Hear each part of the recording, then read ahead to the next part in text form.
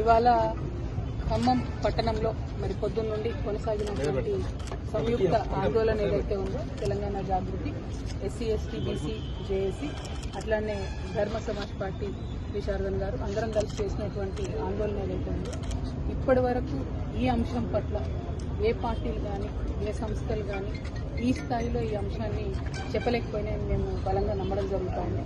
ప్రత్యేకించి ఆ ప్రజల యొక్క సమస్యలను, వాళ్ళ ఆకాంక్షలను రాష్ట్ర స్థాయిలో వినిపించగలిగినని మేము బలంగా నమ్ముతున్నాం.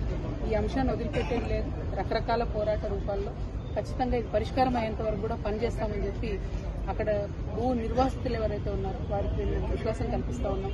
ప్రధానంగా చెప్పేది ఒకటే, ఎక్కడైతే వాళ్ళ ఇల్లు పగలగొట్టారో, ఎక్కడైతే వాళ్ళ ఇల్లు కూలగొట్టారో అక్కడే మళ్ళీ వాళ్ళకు పట్టా ఇవ్వాలి, ఇల్లు ఇవ్వాలి. ఎందుకంటే అది ప్రభుత్వ భూమి కాదు, అది భూదాన్ భూమి. భూదాన్ భూమి అంటేనే పేదలకు పంచే భూమి కాబట్టి అక్కడే ఇవ్వాలన్న మెయిన్ డిమాండ్తోని మా పోరాటం కొనసాగుతూనే ఉంటుంది. అది వివిధ రూపాల్లో ఉంటుంది. దానికి సంబంధించి మీకు ఫ్యూచర్లో మేము కార్యాచరణ చెప్తూ వెళ్తాం. Thank you. జై తెలంగాణ.